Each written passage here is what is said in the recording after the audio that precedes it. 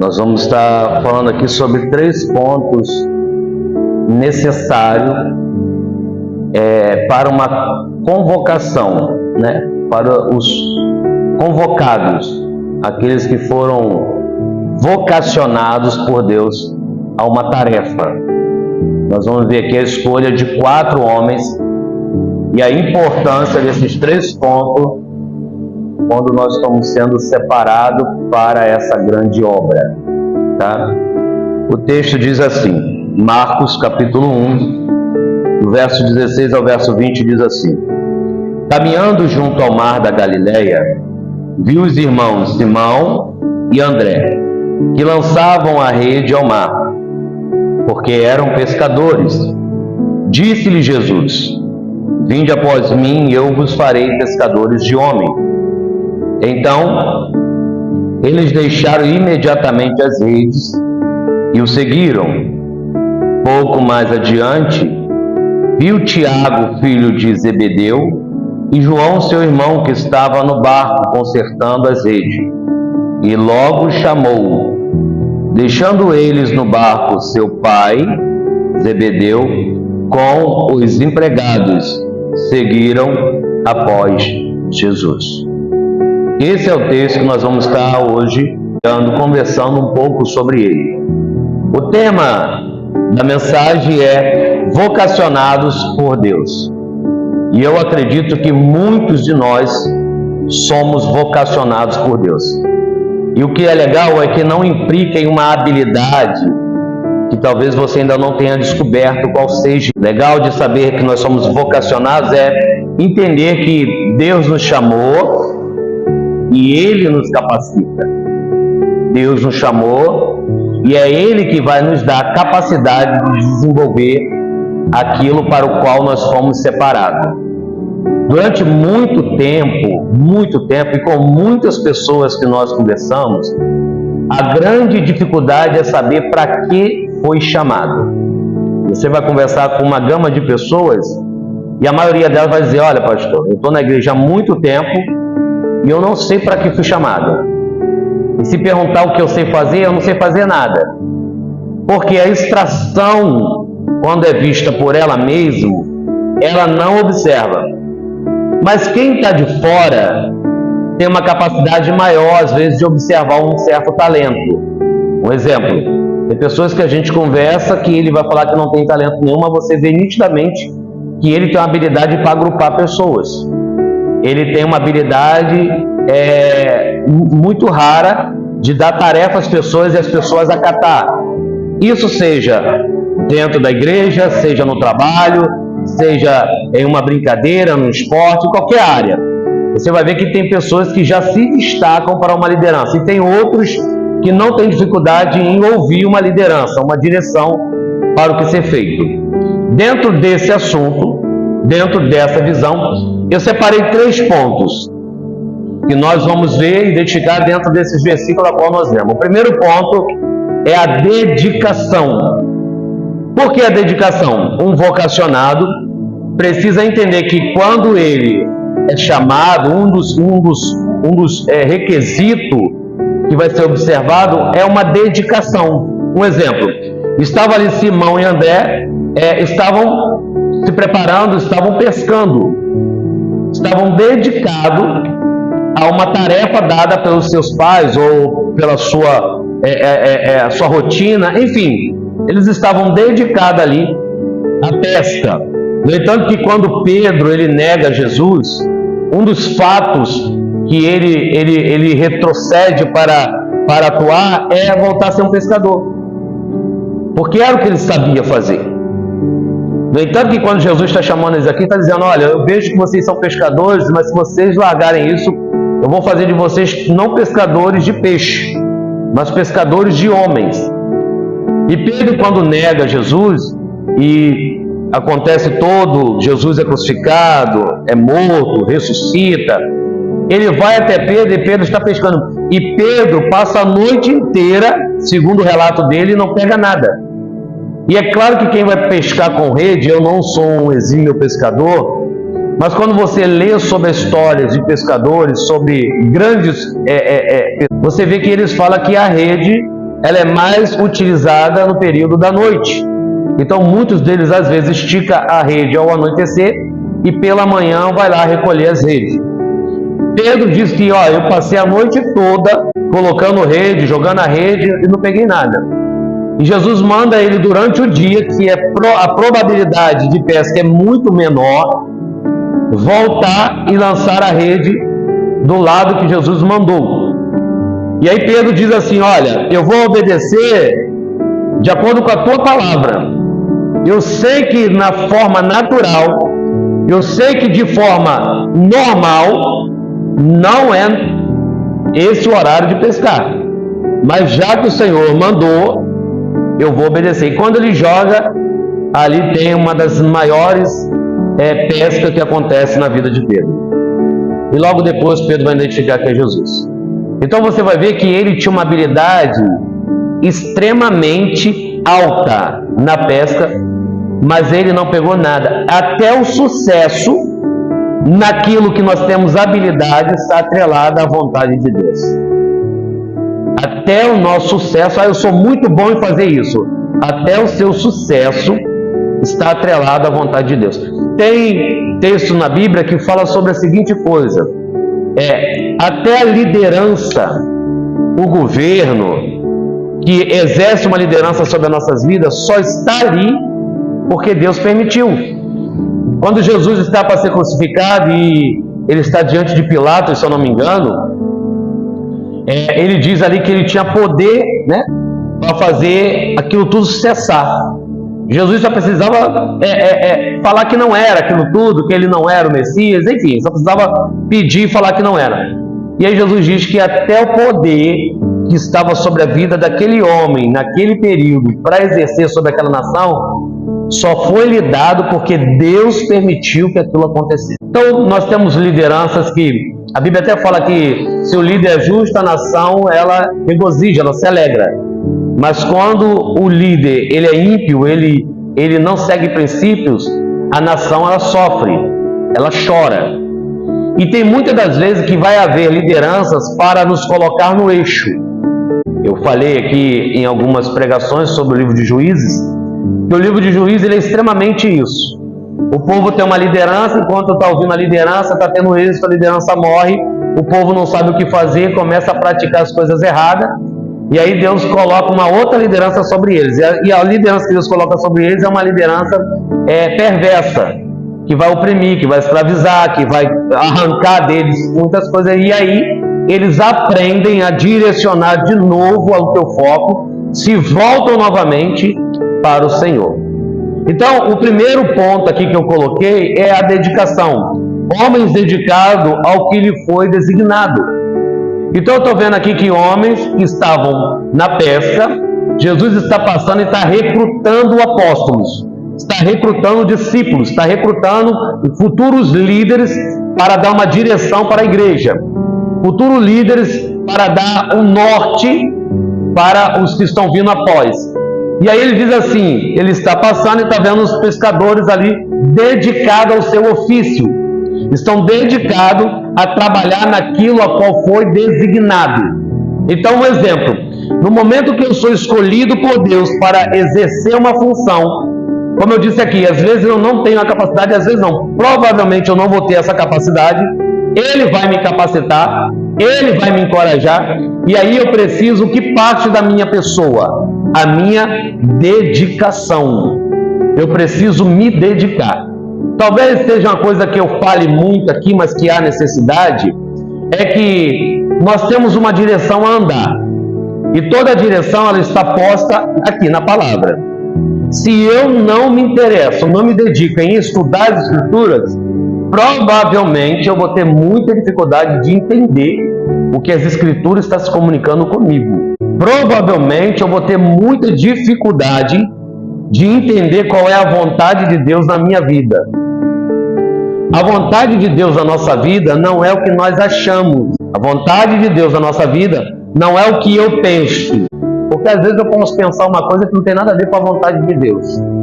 Aonde eu descubro qual é a vontade de Deus? A vontade de Deus que é boa, perfeita e agradável é quando eu medito na palavra do Senhor. Ainda falando de dedicação, Quando você está dedicado a uma coisa, você não faz por fazer. Você não faz por fazer, e quando você faz da melhor forma possível. Eu estava ouvindo um podcast sobre uma liderança, e a liderança falava sobre a área de finanças. E ele falou: olha, uma pergunta que às vezes eu faço na palestra, e pergunto às pessoas que ali estão: quem é funcionário? Muitos levantam a mão. E ele diz assim: interessante que às vezes nós, como funcionários, e nos é delegado alguma coisa, existe um jargão aí fora que diz: a pessoa finge que me paga e eu finjo que trabalho. Não é isso? Finge que me paga, eu finjo que trabalho. E aquela pessoa falou assim: se você visualiza um emprego que te dá um recurso, que você leva o pão de cada dia para sua casa, e de alguma forma você consegue pagar o colégio ou o material dos seus filhos, e de alguma forma, quando você precisa de um medicamento, aquele trabalho repõe ou te dá condições para tal coisa, você faz de qualquer jeito, é completamente uma pessoa que não é dedicada com nada. Então, provavelmente, essa pessoa ela nunca vai conseguir liderar algo próprio, porque o próprio Jesus nos ensina que se nós for fazer algo para alguém, faça da melhor forma. Faça como se você fosse fazer algo para você mesmo. Até uma historinha muito engraçada, que um pedreiro trabalhou muito tempo, um chefe de obra trabalhou muito tempo dentro de uma fazenda, e ele já não queria mais trabalhar. E o dono daquela fazenda chamou aquele homem para construir uma última casa. E aquele homem falou: olha, eu não tenho interesse nisso, eu não quero trabalhar. E o cara falou: não, faça a sua última, essa é a última, para você se aposentar com chave de ouro, tal. E aquele cara, com muita má vontade, ele pegou a obra para fazer. E quando ele pegou a obra para fazer, ele estava com tanta má vontade, ele não estava dedicado àquilo, estava fazendo por fazer, que ele não se atentou e comprou o pior material. Ele não se atentou, e a pessoa que estava ajudando estava construindo a parede torta, ele falou: tá bom assim mesmo. Ele não se atentou que quando foram fazer o telhado estava com espaçamento muito longo, poderia dar um vazamento, enfim. E ele falou: tá bom, é a última mesmo, eu não estou preocupado. Quando foi colocar a madeira, quando foi colocar a porta, quando foi colocar a janela, ele falou: pode escolher qualquer uma, pode ser das piores, não tem problema, porque afinal de contas é a minha última. Alguém completamente fora de um propósito de dedicação. E aí quando ele acabou, o cara falou assim: vamos botar um piso. Ele falou: bota qualquer piso, pode pegar aquele piso de terceira mesmo, não coloca aí. Não tem problema se você colocar ele chanfrado, se colocar ele torto, não tem problema se colocar ele com espaçamento muito longo, não tem problema, é o último. E aí quando ele terminou todo aquele trabalho, ele foi receber o seu valor, ele recebeu o pagamento, e depois de receber o pagamento, aquele dono daquele estabelecimento, daquele local, pegou aquela chave e falou: olha, eu acredito que você fez a melhor construção porque era a última. E por você ter feito a melhor construção, eu quero dar essa construção para você. Então você pode sair daquela casa que você mora de favor, porque agora você tem a sua própria casa.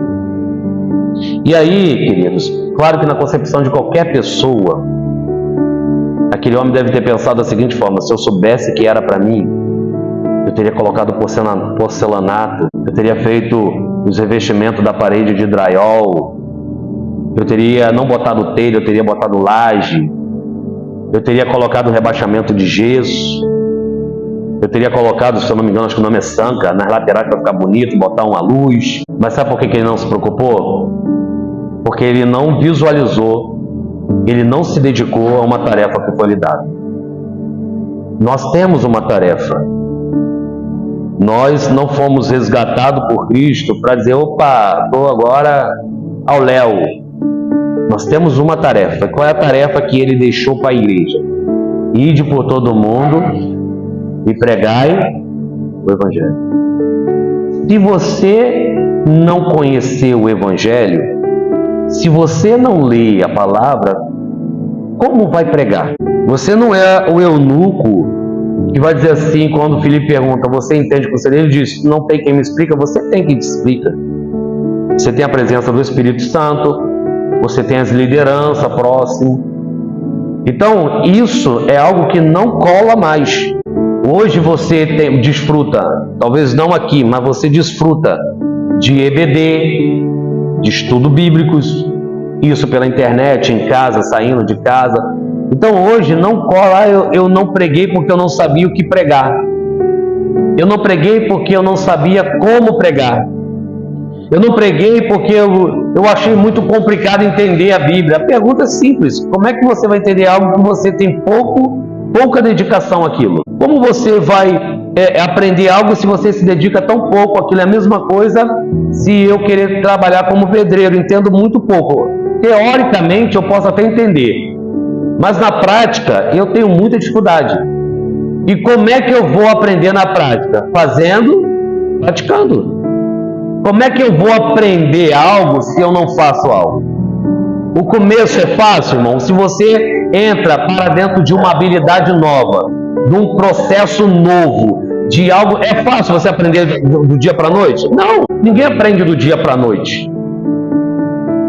Você não está num filme de inteligência artificial que você coloca um chip e aquilo ali, tudo que você queria aprender está no chip e passa para a tua cabeça e no outro dia você... Não, você vai sendo de forma gradativa, gradualmente. Você é um exemplo para quem gosta de trabalhar ou depende da área da obra. Você entra às vezes como auxiliar de pedreiro, como um servente. Ali você vai a pedreiro e depois você vai galgando. Na época do meu pai tinha negócio de pedreiro 1, 2, depois você vai a mestre de obra, e aí mas leva tempo.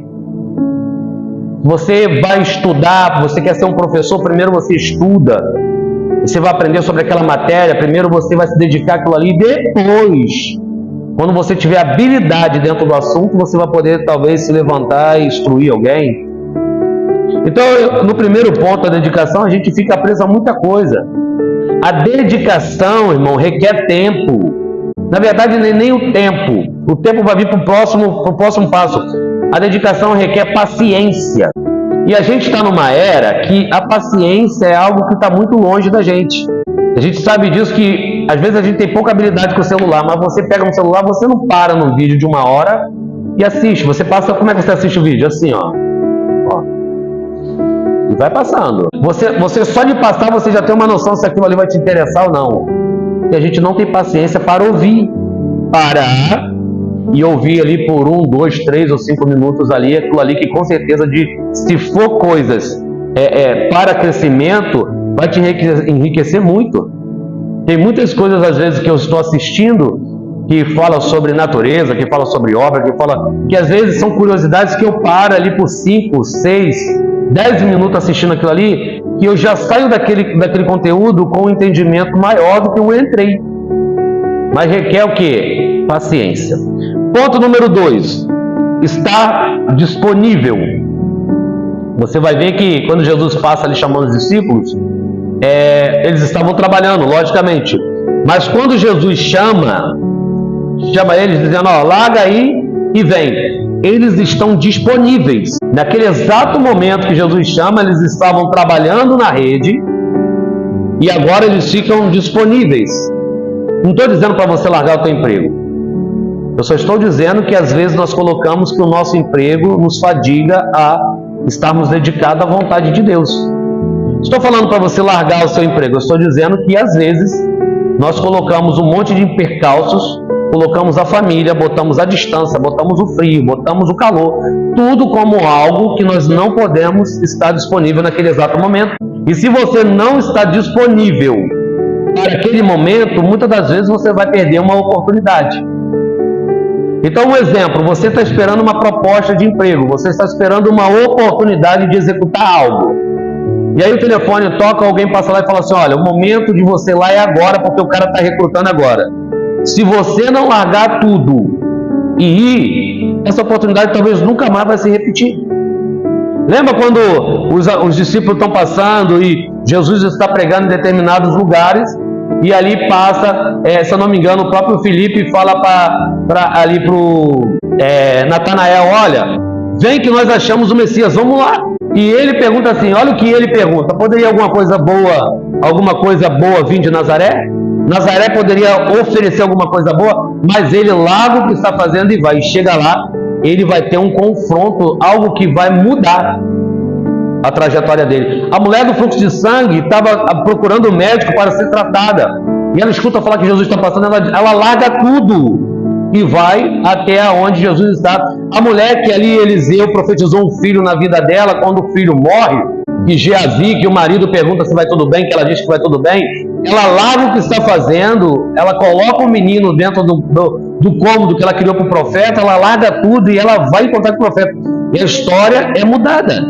A história é mudada. Davi está cuidando de ovelha e quando o servo chega lá dizendo, ó, teu pai o chama, ele larga tudo e vai para ser consagrado ao maior rei da história. Então, às vezes, irmãos, ninguém está mandando largar nada, mas é só a gente não usar isso como uma desculpa. É só nós não usarmos que a ocupação que nós estamos exercendo é algo que está prejudicando, está atrapalhando a minha dedicação, a minha jornada, a minha chamada com Deus. A minha vocação com Deus, quando eu entendo que eu tenho uma vocação com Deus, eu preciso ter tempo para as coisas de Deus. E a gente vai enxergar isso em muitas esferas. Quantas pessoas que quando estão em momentos de muita aflição, de muita angústia, de muita dificuldade, aparece o tempo para buscar a Deus. É o mesmo tempo, as mesmas 24 horas para todo mundo. É que às vezes nós não sabemos aplicar, gerenciar, organizar nossas 24 horas. Eu entendo que todos nós temos os nossos afazeres, eu entendo perfeitamente isso. Mas se eu não separar, se eu não tiver disponível 1 hora por dia para me fazer uma leitura bíblica, para mim orar ao Senhor, eu vou entender que a minha vocação, ela não é importante. E é o que eu falei aqui, até o sucesso nas minhas habilidades circulares depende da oportunidade que Deus nos dá. Depende. Eu tenho relato de muitos pastores, muitos líderes da nossa denominação que eram grandes homens com vidas seculares. Eu não vou dar nome aqui por questão de ética, mas nós temos uma grande liderança executando um grande trabalho no nosso estado, e também fora do nosso estado, mas principalmente no nosso estado, que ele era um dos presidentes da Caixa Econômica. Era um dos presidentes da Caixa Econômica. Ele abriu mão porque ele entendeu que ele era um vocacionado por Deus e hoje faz a obra de forma extraordinária. Eu tive o prazer de conhecer no ano passado um pastor que ele era um engenheiro da Petrobras. Um cara que a mentoria dele era valores absurdos. E ele falou, teve uma hora que a minha vocação, ela chamou ao ponto de eu ter que entender que a minha profissão ficou e eu vim servir ao Senhor e nada nunca nos soltou. Vou repetir, ninguém está mandando ninguém largar nada porque isso é você com Deus. Mas eu preciso arranjar tempo para me dedicar à minha vocação. Ainda dentro desse contexto, às vezes quem não está disponível, quando vai fazer alguma coisa, faz tudo com pressa, e muita pressa. Conta os minutos para aquilo acabar, para estar se retirando dali. Faz tudo de forma rápida, e se você faz algo com pressa, provavelmente não vai ter perfeição, não vai ter zelo. Se você... Vou falar de obra porque eu acho que é a coisa mais próxima que nós temos de uma realidade. Se você pega uma obra para fazer e você começa a fazer as coisas com pressa, provavelmente vai ter muito atraso. Muito atraso. Se você tem um pedreiro, você é um chefe, você tem um pedreiro, ou você é o dono da obra, você tem um trabalhador, ou você é o dono da casa, botou alguém para trabalhar, e você vê que aquela pessoa está com pressa, porque ele tem que sair mais cedo, ele tem que resolver um assunto, você vai ver que aonde ele ia dar 2 demãos de tinta, ele vai dar uma, aonde ele tinha que tirar a massa e botar outra porque aquela não ficou boa, ele vai apertar aquilo até aquilo se encaixar lá, e provavelmente aquilo vai destruir a imagem dele como um profissional. Então, quando eu coloco que eu não estou disponível, eu tenho o hábito de querer fazer tudo às pressas. Eu tenho comigo já 24 anos isso comigo. Quando saio da minha casa para um culto, eu tenho pressa para ir e chegar. Mas eu estou disponível quando eu chego lá para aquilo que Deus direcionar.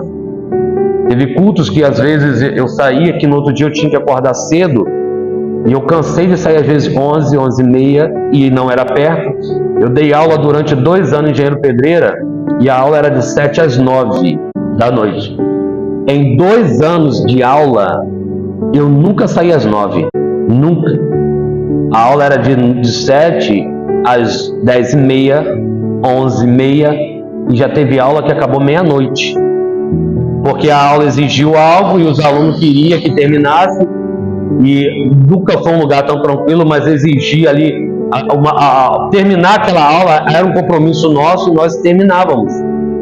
E quantas das vezes eu tive que, quando estava aqui morando aqui pro lado de cá, eu tinha que pegar 2 conduções de lá para conseguir chegar em casa e ainda andar uma boa parte a pé, porque acabava os ônibus, eu tinha que pegar um até a Dutra, da Dutra até o mais próximo que fosse a entrada daqui e da onde me deixasse ir a pé. Então, existe a disponibilidade. É fácil? Não, não é fácil.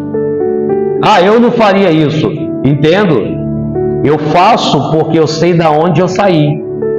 Eu faço porque eu sei da onde Deus me tirou. Então, se hoje estou de pé, estou vivo, glória a Deus. Se hoje eu consigo dar um testemunho de alguém que obedece à voz de Deus, serve a palavra de Deus, é porque eu sei de onde Ele me tirou. Então a gratidão que emana dentro de mim, eu não vejo problema em passar do meu horário para atender algo que Deus me vocacionou.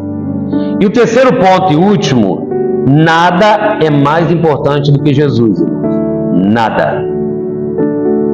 Não tem nada nessa terra, fora dessa terra, que seja mais importante do que Jesus. Pastor, e a minha família? Minha família é segundo plano depois de Jesus, porque Jesus é meu primeiro plano.